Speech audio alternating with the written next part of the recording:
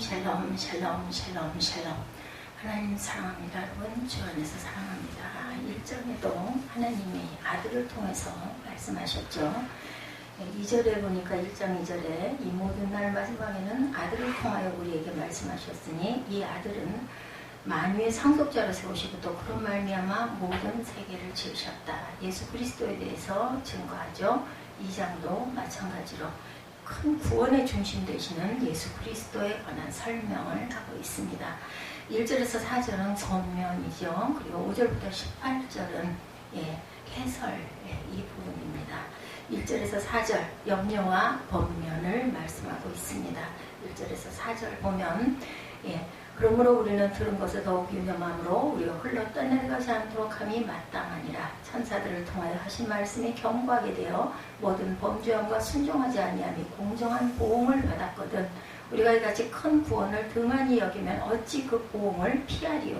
이 구원은 처음에 주로 말씀하신 바요 들은 자들이 우리에게 확증한 바니 하나님도 표적들과 기사들과 여러 가지 능력과 및 자기의 뜻을 따라 성령이 나누어 주신 것으로 그들과 함께 증언하였다. 이렇게 말씀하죠.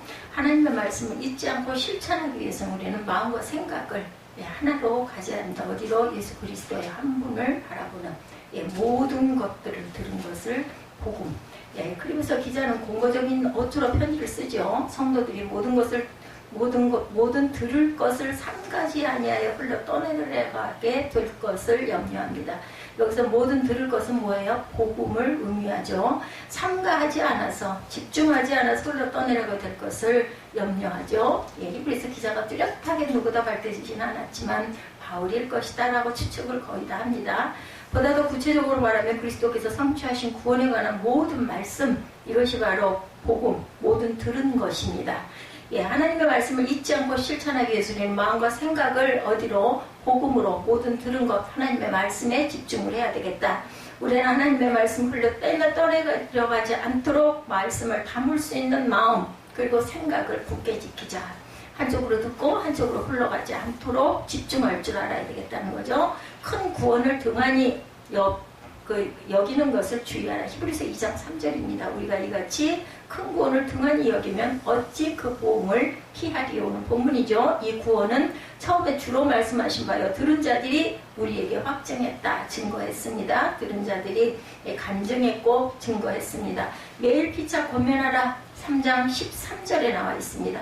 오직 오늘이라 일컫는 동안에 매일 피차 권면하여 너희 중에 누구든지 죄의 유혹으로 완고하게 되지 않도록 하여라. 굳어져 버리지 않도록 자꾸 권면해야 합니다. 예를 들어서 아내에게 믿지 않는 남편을 준 것은 전도하라고, 남편에게 믿지 않는 아내를 준 것 또한 전도하라고. 가장 가까운 사람이잖아요. 가장 가까운 이웃입니다. 복음을 소홀히 여기지 말아라. 2절이죠. 히브리서 기자는 구약의 말씀이 천사들로 인하여 전해졌다고 말하였어. 1장에도 하나님은 자신이 하신 말씀에 오류가 없이 전달하고자 말씀의 전달을 천사들에게 처음에 맡기셨다. 이처럼 구약 성경은 그 전달 과정까지도 하나님께서 세심한 배려를 하셨기 때문에 우리는 그 말씀을 신뢰할 수 있어야 된다. 구약의 말씀은 오류 없이 모든 역사 속에서 완성되었습니다. 그것이 신약에 기록이 되죠. 그런데 신약에 기록된 복음은 하나님께서 말씀하셨을 뿐만 아니라 하나님과 동일하신 그리스도께서 우리에게 직접 전달하시기도 했습니다. 그렇기 때문에 우리는 복음을 소홀히 해서는 안 되며 복음에 나타난 모든 계명에 순종해야 할 것이다. 조상들에게 주신 약속을 경고케 하신 하나님, 로마서 15장 8절입니다. 내가 말하노니 그리스도께서 하나님의 진실하심을 위하여 할례의 추종자가 되셨으니 이는 조상들에게 주신 약속들을 경고하게 하시려 합니다. 아들 그리스도의 말씀하신 바 히브리서 1장 2절입니다. 모든 날 마지막에는 아들을 통하여 우리에게 말씀하셨으니 이 아들을 만유의 상속자로 세우시고 그로 말미암아 모든 세계를 지으셨느니라. 1장 2절입니다. 하나님께서 확증하셨다라고 얘기하죠. 우리가 이같이 큰 구원을 등한히 여기면 어찌 보응을 피하리요. 그 구원은 처음에 주로 말씀하신 바요 들은 자들이 우리에게 확증하였다. 복음이 지니고 있는 의미가 그만큼 상승된다, 확증하신다는 사실은 그분의 직접적인 개입을 의미합니다. 만일 그것이 특별한 일이나 가치가 없는 것이라면 이를 확증코자 하나님께서 직접 개입하신 일은 결코 당연히 없었을 것이겠죠. 표적이나 기사는 초자연적인 역사고 현상으로 하나님께서 특별한 경우에 사용하시는데 본문은 복음을 확증하기 확증하기 위해 그분이 이것을 나타내셨다 이렇게 가르쳐 줍니다. 구원의 확증을 위한 방편으로 하나님께서는 믿는 자들에게 뭘 보내주셨어요? 성령을 주셨다. 4절이죠. 하나님도 표적과 기사와 여러 가지 능력과 및 자기의 뜻을 따라 성령이 나눠 주신 것으로 그들과 함께 증언하셨느니라. 표적으로 확증해 주십니다. 마가복음 16장 20절입니다. 제자들이 나가 두루 전파할 때 주께서 함께 역사하사 그 따르는 표적으로 말씀을 확실히 증언하셨다. 예, 표적과 이사는 증거, 간증하기 위해서 나타내 주신 겁니다. 물론 병고침을 위해서도 있었지만 그걸 통해서 하나님의 나라를 확실하게 알리고 그 영혼을 구원하시고자 하는 것이 목적이셨다. 그리스도께서 곧 하나님의 능력이시죠. 고린도전서 1장 24절입니다. 오직 부르심을 받은 자들에게는 유대인이나 헬라인이나 그리스도는 하나님의 능력이요 하나님의 지혜니라. 하나님의 아들이신 그리스도에서 6절에 증거합니다. 그러나 누구인가가 어디에 증언하여 이르되 사람이 무엇이기에 누구 시편 8편 말씀에 뿌리를 뒀죠. 주께서 그를 생각하시며 인자가 무엇이기에 주께서 그를 돌보시나이까. 시편 8편 4절 이하가 나와 있죠. 예, 7절에도 그를 잠시 동안 천사보다 못하게 하시며 영광과 존귀로 관을 씌우시며 만물을 그 발 아래 복종하게 하셨느니라 하였으니 만물로 그에게 복종하게 하셨은즉 복종하게 하는 것이 하나도 없어야 하겠으나 지금 우리가 만물이 아직 그에게 복종하고 있는 것을 보지 못하고 오직 우리가 천사보다 잠시 동안 못하게 하심을 입은 자 곧 죽음의 고난받으심으로 말미암아 영광과 존귀로 관을 쓰신 예수를 보니 이를 행하심은 하나님의 은혜로 말미암아 모든 사람을 위하여 죽음을 맛보려 하심이라. 모든 인류를 위하여 그 죄를 씻기 위하여 십자가에 피 흘려 돌아가시겠다라는 거죠. 그리스도께서 통치하십니다. 히브리서 기자들은 잠자들이 할 세상의 통치자는 천사가 아니라 예수 그리스도께서 통치하신다. 8절에 나타나 있죠. 만물을 그 발 아래 복종하게 하셨느니라 하였으니 만물을 그에게 복종하게 하셨은즉 복종하지 않은 것이 하나도 없어야 하겠으나 지금 우리가 만물이 아직 그에게 복종하고 있는 것을 보지 못했다. 예수님은 인간이나 천사와 같이 유한한 존재이거나 시공의 제약을 받는 분이 아니고 세상을 통치할 능력이 그에게 충분히 꼭 가지고 계신 분. 하나님께서는 인간을 창조하신 후에 그저 버려두지 않으시고 항상 인간을 생각하셨다라는 거죠. 그래서 기자는 하나님께서 인간을 기억하실 뿐만 아니라 더 나아가 인간을 권고하신다라고 말씀하죠. 인자가 무엇이기에 주께서 그를 돌보시나이까. 이것이 바로 주께서 그를 생각하시고 주께서 그를 권고하시나이까. 구약에는 이렇게 증거하고 있습니다. 장차 돌본다라는 것이 바로 권고, 우리가 권면한다 이런 얘기하죠. 예수님은 우리 죄를 위하여 엄청난 고난과 더불어 죽음을 당하셨습니다. 이러한 주님의 고난은 죄를 미워하시는 하나님의 의를 충족시킴으로 하나님을 기쁘시게 했다라는 거죠. 6절에 예, 사람이 무엇이기에 주께서 그를 생각하시며 인자가 무엇이기에 주께서 그를 돌보시나이까. 예, 하나님께서는 이러한 주님의 고난은 죄를 미워하는 하나님의 의를 충족시키기 위함이었다. 장차 오실 세상이란 내세를 뜻하죠. 히브리서 6장 5절입니다. 하나님의 선한 말씀과 내세의 능력을 맛보고도 이렇게 증거되죠. 교회의 만물에 대해서 에베소서 1장 21, 2절에 모든 통치와 권세와 능력과 주권과 이 세상뿐 아니라 오는 세상에 일컫는 모든 이름 위에 뛰어나게 하시고 만물을 그의 발 아래 복종하게 하시고 그를 만물 위에 교회의 머리로 삼으셨느니라. 교회와 만물입니다. 에베소서 1장 21절 2절이죠. 그리스도로 인한 구원에 대해서 9절에도 오직 우리가 천사들보다 잠시 동안 못하게 하심을 입은 자 곧 죽음의 고난받으심으로 말미암아 영광과 존귀로 관을 쓰신 예수를 보니 이를 행하심은 하나님의 은혜로 말미암아 모든 사람을 위하여 죽음을 맛보려 하심이라. 10절 그러므로 만물이 그를 위하고 또한 그로 말미암은 이가 많은 아들들을 이끌어 영광에 들어가게 하시는 일에 그들의 구원의 창시자를 고난을 통하여 온전하게 하심이 합당하도다라고 증거합니다. 그리스도께서 창조하신 만물, 예, 골로새서 1장 16절입니다. 만물이 그에서 창조되되 하늘과 땅에 보이는 것들과 보이지 않는 것들과 혹은 왕권들이나 주권자들이나 통치자들이나 권세자들이나 만물이 다 그로 말미암고 그를 위하여 창조되었다라고 증거하죠. 예, 믿음으로 우리가 얻은 이 영광스러운 신분은 하나님의 유업을 이을 신분인 것을 잊지 말아야 합니다. 아들의 신분이요 후사의 신분으로 특별히 그리스도와 함께한 후사이며 그분의 영광에 참여하게 하기 위해서 우리를 구원하셨습니다. 우리의 구원은 그리스도의 희생이라는 비싼 값이 지불되고서 성취되었다는 것을 절대로 잊어버리면 안 되겠죠. 믿음의 주이십니다. 히브리서 12장 2절입니다. 믿음의 주여 또 온전하게 하시는 이인 예수를 바라보라. 그는 그 앞에 있는 기쁨을 위하여 십자가를 참으사 부끄러움을 개의치 아니하시더니 하나님 보좌 우편에 앉아 계시죠. 지금도 찬송될 주의 이름 11, 12절입니다. 거룩하게 하시는 이와 거룩하게 함을 입은 자들이 다 한 근원에서 난지라. 그러므로 형제라 부르기를 부끄러워하지 아니하시고 이르시되 내가 주의 이름을 내 형제에게 선포하고 내가 주를 교회 중에서 찬송하리라 하셨느니라. 시편 22편 22절에도 똑같은 말씀을 하고 있습니다. 예수 그리스도께서는 자신의 몸을 제물로 하나님께 단번에 드리심으로 말미암아 우리를 죄에서 구원하시고 거룩하게 만드셨다. 히브리서 10장 10절이죠. 히브리서 기자는 거룩하게 하신 예수님과 거룩하게 함을 받은 우리가 다 하나에서 났다고 증거합니다. 그래서 우리는 형제 자매죠. 여기서 하나에서 났다는 의미는 예수님께서도 우리처럼 인간의 본성과 형체를 가지시고 이 땅에 오셨음을 의미합니다. 우리가 주의 이름을 찬송하면 그리스도께서 우리를 죄에서 구원하심에 감사하기 때문이죠. 진리로 성도들을 거룩해 하십니다. 요한복음 17장 19절입니다. 또 그들을 위하여 내가 나를 거룩하게 하오니 이는 그들로 진리로 거룩함을 얻게 하려 함이니이다. 그리스도로 말미암아 거룩함을 입은 성도들, 히브리서 10장 10절입니다. 이 뜻을 따라 예수 그리스도의 몸을 단번에 들이심으로 말미암아 우리가 거룩함을 얻었도다. 이렇게 증거합니다. 예, 이렇게 아까 우리를 죄에서 구원하시고 거룩하게 만드신 분, 히브리서 10장 10절 이 뜻을 따라 예수 그리스도의 몸을 단번에 들이심으로 말미암아 우리가 거룩함을 얻었어요. 그래서 뭐라 그래요? 내가 거룩하니 너희도 거룩하라 말씀하셨어요. 그죠? 예, 예수를 닮고 하나님을 닮고 하나님의 자녀이고 하나님의 아들, 딸이기 때문에 우리는 하나님의 그 형체, 하나님의 본질에 점점 더 가까이 성화돼 가고 영화를 이루어야 할 줄 믿습니다. 구속자이신 그리스도, 성육신하신 그리스도 14절입니다. 자녀들은 혈과 육에 속하였음에 그도 또한 같은 모양으로 혈과 육을 함께 지니심은 죽음을 통하여 죽음의 세력을 잡은 자 곧 마귀를 멸하시며 또 죽기를 무서워함으로 한평생 매여 종노릇하는 모든 자들을 놓아주려 하심이니 이는 확실히 천사들을 붙들어 주려 하심이 아니요 오직 아브라함의 자손을 붙들어 주려 하신다. 아브라함의 자손 누굽니까? 믿음의 자손 저와 여러분들이죠. 예, 예수께서 우리의 연약함을 아시기 때문에 우리가 모든 죄에서 스스로 정결해질 수 없음을 아셨고 그리하여 죄의 대가를 스스로 담당하시는 자비를 우리에게 베푸신 것, 그리스도께서 흘리신 희생의 피는 하나님의 의를 만족시키셨고 그런 말미암아 완전한 구원을 이루시는 우리의 구속자가 되셨습니다.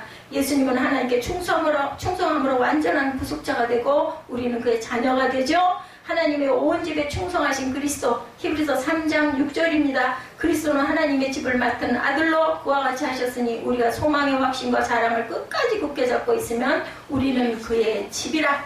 하나님의 의를 충족시킵니다. 로마서 3장 27, 8절입니다. 그런즉 자랑할 데가 어디 있느냐? 있을 수가 없느니라. 무슨 법으로냐? 행위로냐? 아니라 오직 믿음의 법으로이니라. 그러므로 사람이 의롭다 하심을 얻은 것은 율법의 행위에 있지 않고 믿음으로 되는 줄 우리가 인정하노라. 로마서 3장 27, 8절 다시 한번 합독합니다. 그런즉 자랑할 데가 어디 있느냐? 있을 수가 없느니라. 무슨 법으로냐? 행위로냐? 아니라 오직 믿음의 법으로니라. 그러므로 사람이 의롭다 하심을 얻은 것은 율법의 행위에 있지 않고 믿음으로 되는 줄 우리가 인정하노라. 믿음밖에 없습니다. 구원은 믿음으로 인하여 구원받을 수 있고 우리 입술의 고백이 믿음이 될 줄 믿습니다. 우리를 도우시는 그리스도 18절입니다. 그가 시험을 받아 고난을 당하셨은즉 시험받은 자들을 능히 도우실 수 있다라고 말씀하죠. 베드로전서 1장 5절에서 9절에도 똑같은 말씀을 하고 있습니다. 그리스도께서 겪으신 고난은 우리의 죄를 인한 것이며 인류의 죄의 무게가 어떠함을 가르쳐 주시는 사건, 모든 사람은 하나님 앞에 죄인이며 이를 탕감하는 유일한 방법으로는 하나님께서 그리스도의 희생을 선택하셨다라는 것. 주께서 여러 가지 시험을 당하신 것처럼 주께 속한 성도들에게도 시험은 따릅니다. 악하고 어지러운 세상 속에서 성도들에게 가장 큰 위로가 되는 약속은 그리스도의 세상 끝날까지 우리와 항상 함께 하시며 도우신다라는 것, 그거 하나를 굳게 붙잡고 우리는 나아갑니다. 내맞음 마가복음 15장 15절입니다. 빌라도가 무리에게 만족을 주고자 하여 바라바는 놓아주고 예수는 채찍질하고 십자가에 못 박히게 넘겨주니라. 죽음을 당하셨어요. 그죠? 누가복음 23장 46절 예수께서 큰 소리로 불러 이르시되 아버지 내 영혼을 아버지의 손에 부탁하나이다 하고 그 말씀하신 후에 숨지니라 이렇게 증거합니다. 우리는 히브리서 2장을 통해서 육신을 믿음으로써 하늘에 있는 천사들보다 잠시 낮아신 그리스도께서 성도들과 동일한 시험을 받으신 것을 알 수가 있습니다. 그러므로 예수께서 시험받는 성도들을 구속하신 대제사장의 직책을 완전 무결하게 수용하셨다는 사실을 우리가 기억하고 그분을 믿고 따르는 일에 전력으로 질주해야 할 줄로 믿습니다. 천사는 인간을 돌보고 섬기도록 창조된 영적 존재라고 말씀드렸어요. 그죠? 예, 천사들을 통하여 하신 말씀 2장 2절 율법과 계명이죠. 신의 산에서 모세에게 명령하신 율법을 뜻합니다. 2절에 천사들을 통하여 하신 말씀 이렇게 나타나 있죠. 이것은 계명과 율법입니다. 사도행전 7장 53절 너희는 천사가 전한 율법을 받고도 지키지 아니하였도다 이렇게 증거되어 있습니다. 갈라디아서 3장 19절 율법은 무엇이냐 범법함으로 대하여진 것이라 천사들을 통하여 한 중보자의 손에서 베푸셨다라고 증거합니다. 범죄한 것 순종하지 아니함이 공정한 보응을 받겠거든 2절에 또 그렇게 말하고 있죠. 경고하게 되어 모든 범죄한 것 순종하지 아니함이 공정한 보응을 받는다. 이것은 히브리서 3장 16절에서 19절 하나님이 40년 동안 누구에게 노하셨느냐 그들의 시체가 광야에 엎드러진 범죄한 자들에게가 아니냐 순종하지 아니하던 자들에게가 아니냐 이로 보건대 그들이 믿지 아니함으로 능히 들어가지 못한 것이로다. 히브리서 4장 1절에서 3절 들은 바 그 말씀이 그들에게 유익하지 못한 것은 듣는 자가 믿음과 결부시키지 아니함이라 내가 노하여 맹세한 바와 같이 그들의 내 안식에 들어오지 못하리라 하셨다. 말씀이 귀에 들리지 않는 자 예, 말씀이 듣기 싫은 자 이런 사람들은 구원에 들어가지 못합니다. 큰 구원 오늘 제목도 구원의 은혜예요. 그죠?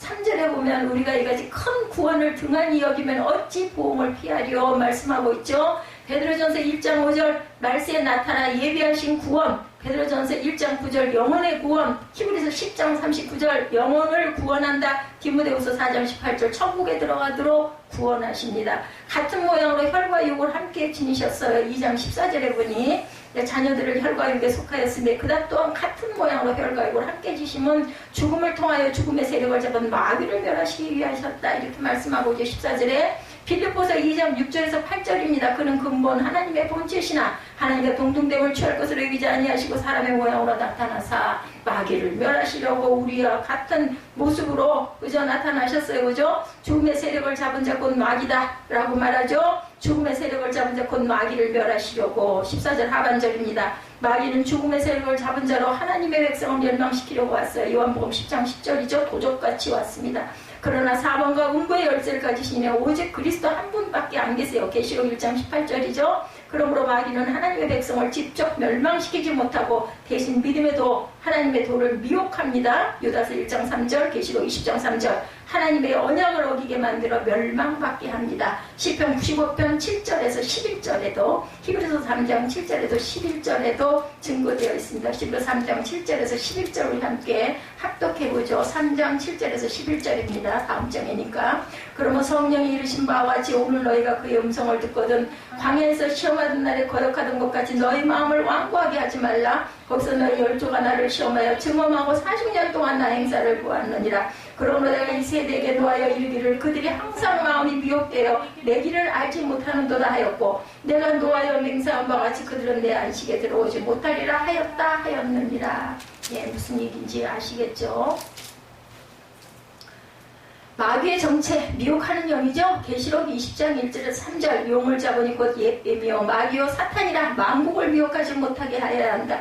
계시록 12장 9절 큰 용이 내쫓기니 옛뱀 곧 마귀라고도 하고 사탄 사탄이라고도 하며 온 천하를 꿰는 자라. 공중 권세 잡은 자이다. 에베소서 2장 2절에 공중의 권세 잡은 자, 에베소서 6장 12절에 어둠의 세상 주관자들과 하늘에 있는 악한 영, 귀신의 영에 속합니다. 계시록 16장 13절 새 더러운 영이 용의 입과 짐승의 입과 거짓 선지자의 입에서 나오니 그들은 귀신의 영이라. 마귀의 목적이 뭐에 멸망시키기 위해서죠. 요한복음 아까 10장 10절 도둑이 오는 것은 도둑질하고 죽이고 멸망시키려 한 것뿐이다. 이렇게 2장에 나온 중요한 단어들에 대한 주석을 해석을 말씀드렸습니다. 천사는 인간을 돌보시고 섬기도록 창조된 존재예요. 그죠? 2장 전체에 보면 히브리서 1장 마지막 절인 14절에 분명히 말씀하죠. 모든 천사는 섬기는 영으로 구원받을 상속자들을 위하여 섬기라고 보내심이 아니냐 말씀하죠.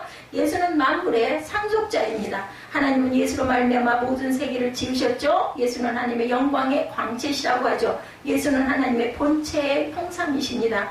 하나님은 예수를 통한 능력의 말씀으로 만물을 붙드셨고 또한 죄를 정결하게 하셨죠. 보혈의 피의 공로로. 예수는 하나님 아버지께서 하라고 하신 일들을 순종함으로 완성하시고 부활 승천하셔서 지극히 높으신 하나님 보좌 우편에 앉아 계십니다. 그러므로 모든 천사들은 하나님의 아들이신 예수를 경배할 자이다. 하나님의 보좌가 영원하듯 예수 그리스도의 보좌 또한 영원합니다. 주의 나라의 귀는 공평한 귀라고 그러죠. 히브리서 1장 4절의 귀란 아시죠? 왕권과 왕위를 상징하는 왕의 손에 들린 단장을 일컫습니다. 홀이라고 합니다. 그렇죠?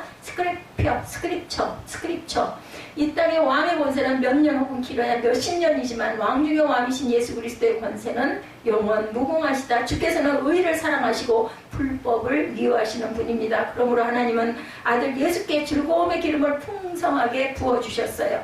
예수는 인간의 몸을 입고 이 땅에 오셨으나 모든 인류들보다 뛰어나시며 모든 천사들보다 뛰어난 분이시다. 너희 하나님 여호와가 너희를 우리를 부르러 오셨어요. 그죠? 그는 세상에 정말 하나님의 그 사랑을 우리에게 주신 하나님. 저는 그 찬양만 부르면 눈물이 쏟아져요. 워낙 은혜를 받았었기 때문에. 이 세상에 영원한 것이란 없습니다. 이 땅의 모든 것은 오신 알같이 드신 알같이 변할 것이고 오직 주님만은 영종하시고 주의 연대는 다함이 없으십니다. 이것이 히브리서 제1장의 내용이에요. 주님만이 영존하시고 주의 연대는 다함이 없으시다.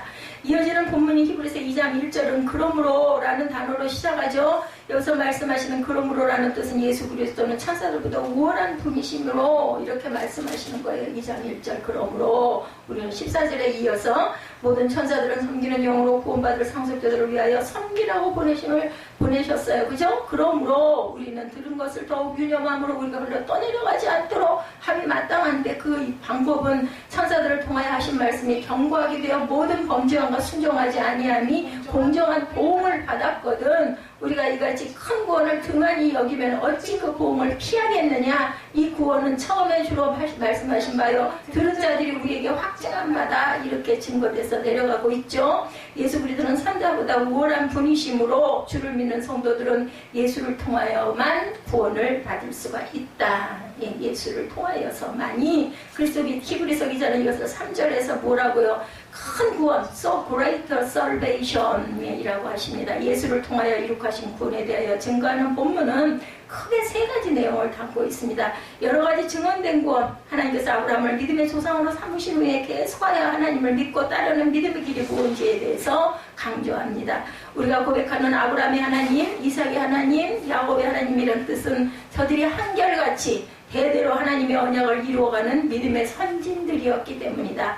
우리는 히브리서 11장에서 믿음의 사람들을 일일이 나열한 내용을 보죠. 그것에 보면 아브라함의 이름 이전에 아벨, 에녹, 노아 이 세 사람의 믿음에 대하여 먼저 언급합니다. 이는 오늘날도 마찬가지입니다. 하나님의 관심은 오직 오고 오는 이 세상의 많은 인류의 삶에 대하여 믿음의 눈으로 보고 계신다는 거. 이쁘게 생긴 거, 날씬하게 생긴 거, 잘생긴 거, 부유한 거, 돈 있는 거, 명예가 있는 거 이런 거 하나도 안 보십니다. 믿음의 눈.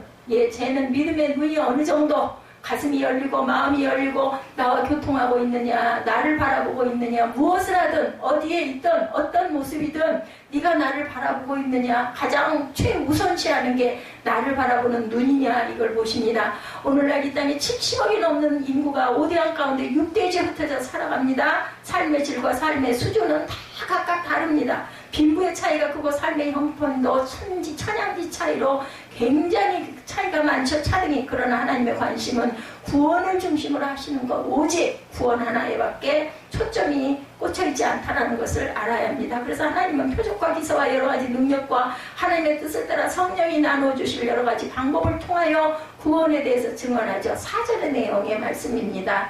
하나님도 표적과 기사들과 여러 가지 능력과 및 자기의 뜻을 따라 성령이 나눠주신 것으로 그들과 함께 증언하셨느니라. 예, 그러나 그렇게 주어진 하나님의 말씀에 순종하지 않고 범죄하거나 순종하지 아니한 경우에는 공정한 보응을 받는다. 2절의 내용이 그 사실을 언급하죠. 선사들을 통해서 하신 말씀이 경고하게 되어 모든 범죄함과 순종하지 아니함이 공정한 보응을 받았다라고 증거합니다. 이 장에.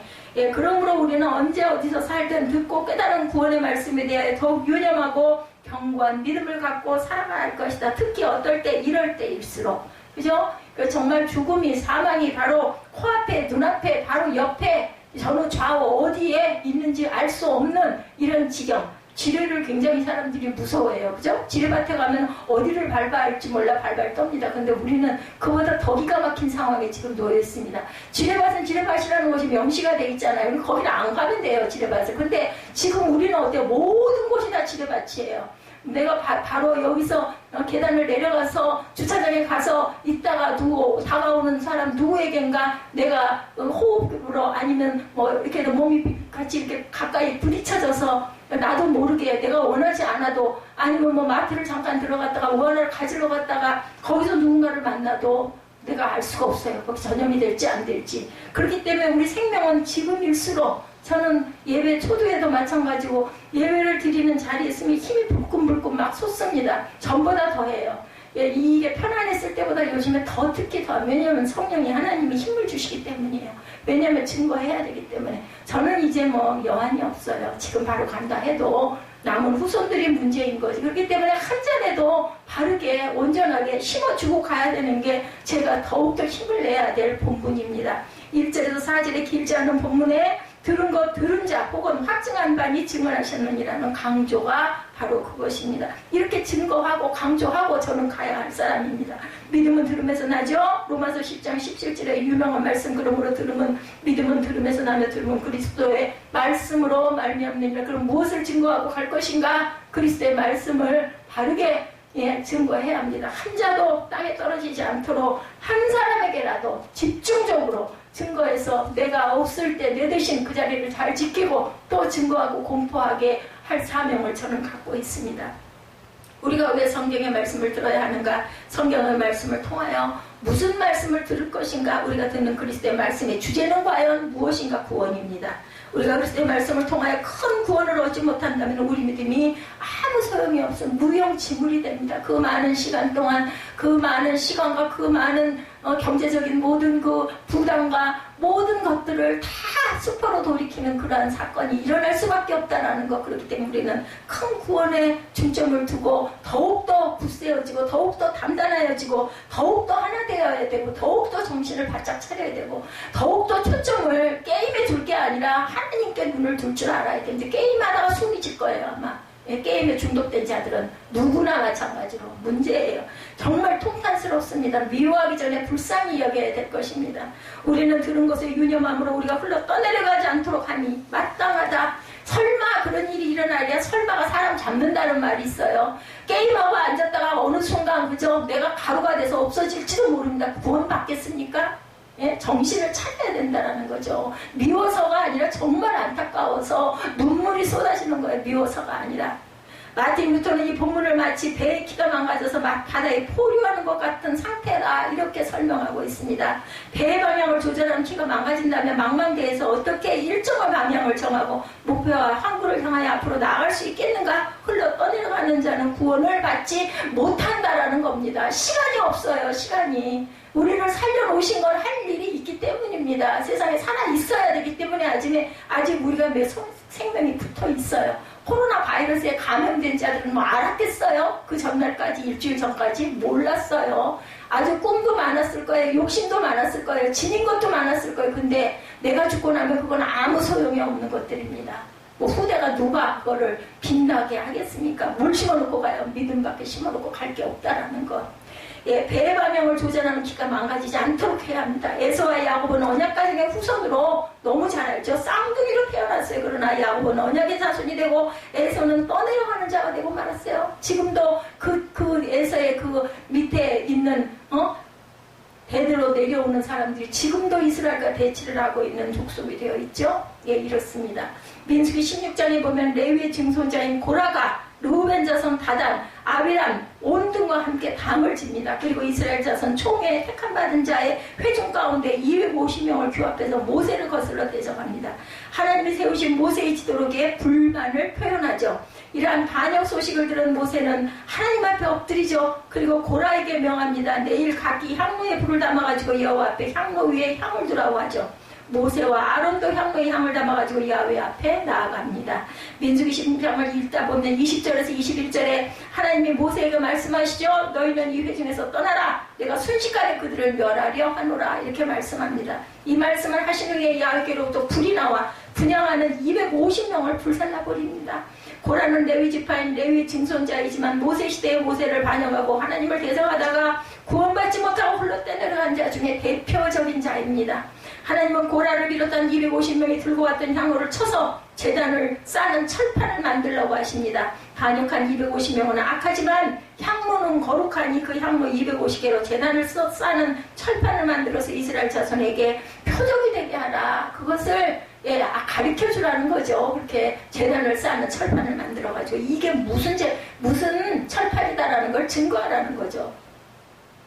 여호와의 명령을 따라 아론의 아들 엘르아사는 불에 탄 250명이 들었던 놋향로를 가져다 쳐서 제단을 쌓아서 이스라엘 자손의 기념물이 되게 합니다. 이 사건의 소문이 순식간에 광야에 온 회중들에게 퍼져나가 다음 날이 되자 이스라엘 백성들은 모세와 아론을 원망하며 쑥덕거리기 시작을 합니다. 너희가 야훼의 백성을 죽였도다고 말하며 원망에 가득 찬 이스라엘 백성들이 모세와 아론을 치려고 달려듭니다. 오히려 그때 구름이 회막을 덮고 여호와의 영광이 나타납니다. 모세가 아론과 함께 회막 앞에 도착하자 하나님이 모세에게 말씀하십니다. 너희는 이 회중에게서 떠나라. 내가 순식간에 그들을 멸하려 하노라. 이 말씀이 바로 그 말씀이에요. 이 말씀을 들은 모세와 아론의 회막 앞에 엎드립니다. 모세는 형 아론에게 부탁합니다. 향로를 가져다 제단의 불에 향로에 담고 제단의 불을 향로에 담고 향을 피워 반역한 회중들에게로 가서 그들을 위하여 속죄하라고 전하라고 합니다. 야훼께서 진노하셔서 연병이 시작된 사실을 알립니다. 그때 고라의 반역 사건과 모세와 아론의 원망한 대적 사건을 심판하는 하신 하나님이 내신 연병으로 죽은 자가 14,700명입니다. 이런 역사의 사건이 주는 교훈, 그 시대마다 그 현장마다 구원받은 자가 있고 흘러 떠내려가는 자들이 있다는 말씀이라는 거죠. 코로나 바이러스로 오늘 죽을지 내일 죽을지 어떻게 될지 알 수 없는 이때에 구원만이라도 확실히 붙들어야, 우리 죽은 사람들은, 그 확진이 된 사람들은 알고나 있었겠냐는 거죠. 그러니 우리는 붙잡을 거는 구원의 예수 그리스도를 붙잡는 것밖에 없습니다. 모든 사단들이 총 공격을 다하고 있어요. 교회를 향해서. 그죠? 무엇으로 인함이든 말든 그걸 따지고 생각할 때가 지금은 아닙니다. 우리는 어떻게 해야 될 것인가? 그러면 지금. 그죠? 무기를 가져야 나를 보호할 수 있듯이 우리의 무기는 뭐예요? 혈과 육의 싸움이 아니라 예수 그리스도의 구원의 피 흘림, 그것을 붙들어 십자가를 붙들고 가야 합니다. 내가 혹여 잘못돼서 돌아간다 하더라도 구원 하나만이라도 확실하게 지녀야 될 것이 아닌가. 이것을 알아야 되는데 그걸 깨닫지를 못하고 놀고 앉았어요. 지금도 아무 생각 없이 구원 받겠습니까? 여호수아 7장에 보면 여리고성을 말씀대로 함락한 이스라엘 백성들이 아이성 공격 계획을 세웠다. 어떻게 됐어요? 무너지죠. 그 조그만 성을 점령하지 못합니다. 뭐해서? 교만해서. 잘났다고 까닥거리다가 아이성은 작은 성인이 3,000명쯤을 뽑아 전쟁하자고 합니다. 아가는 그 3,000여 명에 뽑힌 군대 중에 한 명이었죠. 앞서 여리고성을 함락하는데 전쟁 명령이 무엇이었어요? 남녀노소와 소와 양반 아기를 칼날로 멸하라고 합니다. 성 가운데 모든 것을 불사르라고, 남기지 말라고 그랬어요. 근데 어떻게 했어요? 살짝, 그죠? 예, 옷 한 벌을, 외투 한 벌을 너무나 멋지고 아름다우니까 감췄다가 그만 죽음을 당하고 불사름을 당합니다. 은금 동철은 여호와의 집에 곳간에 구별하라고 했죠. 단지 누가 구원을 받을 수 있었는가? 과거 이스라엘 정탐꾼들을 보호해 주었던 기생 나함만 구원을 받았다라는 것. 성경 가는 곳곳마다 이렇게 전부 다 증거를 하고서 어떻게 해야 구원받는다는 방법을 알려주고 있습니다.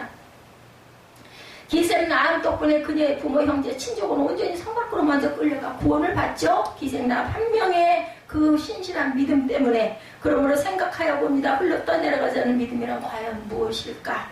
아가는 3,000여 명의 정예화된 아이성을 공략하기 위해 뽑힌 이스라엘 군대였지만 탐심으로 누님으로 흘러 떠내려간 자가 되고 말았다라는 것. 이 세상에 이생의 자랑, 이생의 활락, 뭐 이럴 때 무슨 너무 뭐라고요? 지난번에 갔던 데가 이름도 기억이 안 나. 그런 데를 갈 일이냐고. 그런 데를 갈 일이냐고. 뭐 누구나 다 그러는. 그러면 그건 다 아는 사람 속에 섞여서 같이 떠내려갈 수밖에 없는 거야. 근데 만약에 그게 눈에 보였다면, 저기에 들어가면 너 떠내려가 죽어 멸망해 하면 그거 갔겠나? 이미 때는 늦은 거지. 그게 보여주는 순간은. 그죠? 시간 주셨을 때, 기회 있을 때 얼른 붙잡아야 합니다. 아가는 3,000여 명의 정예화 속에서 결국 흘러 떠내려가는 자, 뭐 군대 장군이었으면 무슨 소용이 있어요? 예? 얼마나 훌륭했으면 무슨 소용이 있습니까? 사무엘상 2장에 보면 엘리의 두 아들 아시죠? 홈리와 비누아스는 제사장의 아들들이었지만 탐심과 음란과 야외께 드리는 제사를 경휼히 여기는 불경함으로 인해서 흘러 떠내려가는 자들이 되고 말았습니다. 사울은 이스라엘의 초대 임금이었지만 하나님조차 그를 왕으로 삼으신 걸 후회하게 하시고 선지자 사무엘을 실망시킨 채로 흘러 떠내려가는 자가 되고 맙니다. 큰 멋진 용모를 가지고도. 민수기 22장 이하에 보면 모아방 발락에게 매수된 선지자 발람은 흘러 떠내려가는 자가 되고 맙니다. 가룟 유다는 예수에게 부음받은 12제자 중에 하나였지만 예수를 팔아 버려서 결국 흘러 떠내려가는 존재가 되고 맙니다. 우리가 얼마나 성경 내용을 들어 알고 있나. 본문 1절은 무엇을 강조합니까? 우리가 들은 것에 더욱 유념함으로. 유념함이 뭐예요? 예, 유념하지 못하면 흘러 떠내려가는 불행한 자가 되간다. 유념, 우리가 알아야 되죠. 잘 생각해야 합니다. 구약의 그 많은 사람들과 예수께서 이 땅에 오셔서 계신 동안에 하나님의 나라를 비유를 설명해 주신 그 많은 여러 가지 교훈의 말씀들은 바로 목적이 하나였다. 구원을 이루라는 거죠. 구원의 은혜를 알라는 것입니다. 예, 우리가 주여 주여 하고 살지만 구원받지 못하는 믿음이라면 얼마나 안타깝고 불행할 것인가. 아예 예수를 믿지는 않았으면 그나마 억울하진 않지. 그죠? 이 세상에서 아무리 부자로 살면 뭘 합니까? 예수의 비유에 나오는 내용처럼 부자와 거지 나사로가 죽어서 부자는 지옥에 가고 거지 나사로는 천국에 가면 얼마나 억울하겠습니까? 얼마나 부럽겠습니까? 부자이기 때문에 지옥에 가고 나사로는 그 땅에서 불쌍히 살았던 거지였기 때문에 천국에 간 것이 아니죠. 그게 아닙니다. 구원받지 못하는 인생이라면 이 세상의 권력이나 명예나 부와 학문, 학력, 가문, 외모, 인기, 자랑 등 그 모든 것이 아무런 의미가 없습니다. 그 모든 것이 아침 안개처럼 솔로몬이 말하죠. 그걸 깨달은 거예요. 그 모든 부귀영화를 다 누리고 나서 말년에 헛되고 모든 것이 헛되도다라는 일이 왜 나왔겠습니까? 오늘 보면 3절에 큰 구원을 공동 번역 성경에서는 값진 구원이라 이렇게 말합니다. 성도가 예수 그리스도 안에 들어서서 알고 믿고 따르는 그 구원은 큰 구원이며 값진 구원입니다. 사도행전 4장 12절에 다른 이로서는 구원을 받을 수 없나니 천하 사람 중에 구원받을 만한 다른 이름을 우리에게 주신 일이 없습니다 하였더라. 예수 그리스도 안에서 큰 구원, 값진 구원을 받는 저와 여러분들이 되시기를 주님의 이름으로 축복합니다. 장차올 세상의 구원, 예수 그리스도는 어제나 오늘이나 영원토록 동일하십니다. 예, 우리 조용기 목사님 맨날 하시는 말씀이죠. 히브리서 13장 8절 말씀입니다. 예수 그리스도는 어제나 오늘이나 영원토록 동일하신 분. 말씀도 바로 히브리서에 나오는 말씀, 그죠? 예, 예수께서 그러하신 것처럼 하나님 아버지는 어제나 오늘이나 영원토록 동일하신 전능자이십니다. 5절 에서 말씀하는 장차 올 세상이란 앞으로 세상을 일컫습니다. 하루가 천년 같고 천년을 하루처럼 대하신 하나님 안에서 하나님이 이루어가시는 구원의 역사는 영원 무궁하신 것이다. 하나님은 아브라함 때에 아브라함과 함께 계셨습니다. 이삭의 때는 이삭과 함께 하셨습니다. 야곱 때는 야곱과 함께 하셨죠. 우리가 너무나 잘 알죠. 요셉의 때는 애굽의 노예로 팔려간 요셉과 함께 하십니다. 모세의 때는 호렙산 허리에서 양떼를 치던 80세이던 모세와도 함께 하셨습니다. 여호수아의 때는 여호수아와 함께 하신 하나님은 갈렙과도 함께 하십니다. 사사시대에는 기드온과 함께 하시고 드보라와도 함께 하셨습니다. 하나님은 사무엘과 함께 하시고 다윗과 함께 하시고 이사야와 함께 하시고 예레미야와 함께 하시고 에스겔과 다니엘에게도 함께 하십니다. 그 하나님께서 엘리야, 엘리사, 스룹바벨, 에스라, 느헤미야, 에스더, 학개, 말라기 선지자와 함께 하셨습니다. 이름이 얼마나 귀중한 것이고 소중한 것인지, 얼마나 의미가 있는 것인지, 그걸 순종하고 따라만 가면 이름처럼 될 줄로 믿습니다. 하나님은 세례 요한을 통해서 그 시대에 이루시려는 구원에 대하여 계속해서 회개를 선포하시고 구원과 하나님의 나라에 대해서 말씀하십니다. 듣고 믿고 따르는 자는 구원을 받습니다. 가룟 유다는 예수로부터 12제자 중에 한 사람이 제자로 부름을 받은 영광을 누리며 출발해서 3년 동안이나 예수를 따라다녔지만 예수께서 이루시는 큰 구원과 상관없는 불행한 인생, 버림받은 인생이 되고 맙니다.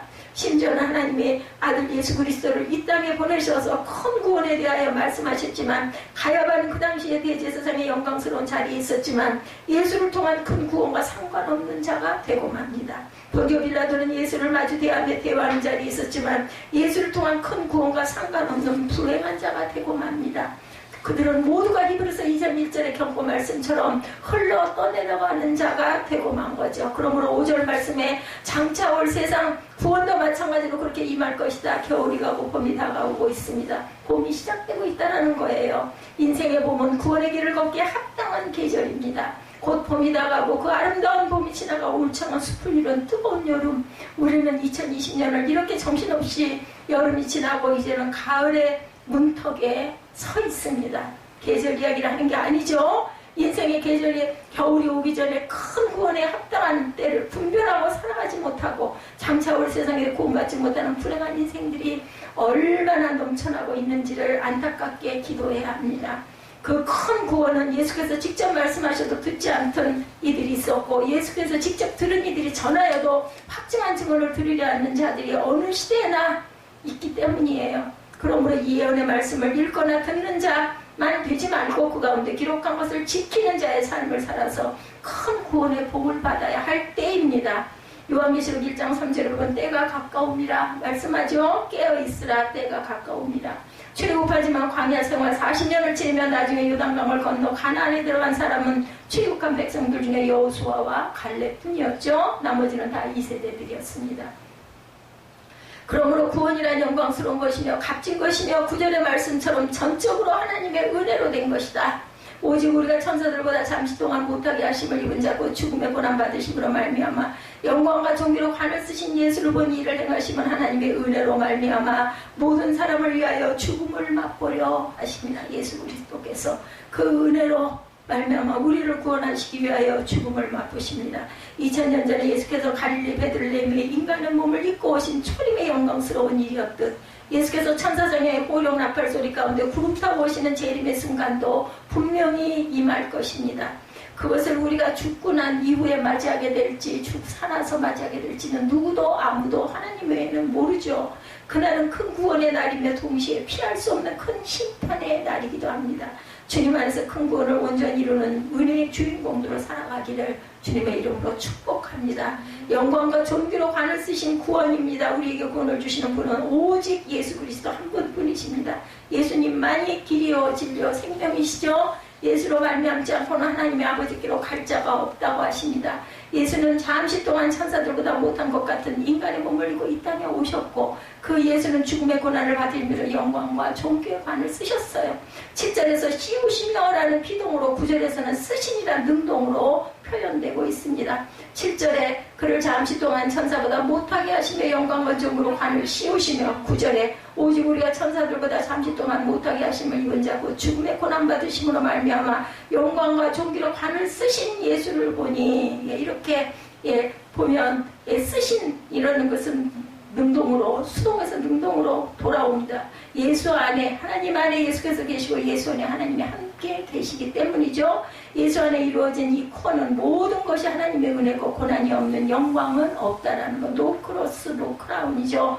누구라도 그렇고 무슨 일이라도 그렇습니다. 하나님은 인간을 구원하는 큰 구원을 위하여 독생자 예수 그리스도를 십자가를 내어주십니다. 예지에게 그런 고난과 질병과 아픔이 없다면 과연 하나님의 성전을 사모하고 바라나 볼 수 있을까요? 예, 지금도 다도 아니지만 그렇기 때문에 그 딸은 하나님의 귀한 축복을 받은 딸이라는 거예요. 지금 대단해서가 아니라 그만큼 기도를 했고 그만큼 심었고 그만큼 하나님이 바라보시게 했기 때문에 예, 부모로 인한 덕을 받고 있는 겁니다. 그런 질병이 없으면 얼마나 좋겠나. 근데 어디로 가겠습니까? 세상으로 나가 결국은 사망에 빠질 것이죠. 예수는 골고다 언덕에서 십자가의 고난과 죽음을 다 감당하십니다.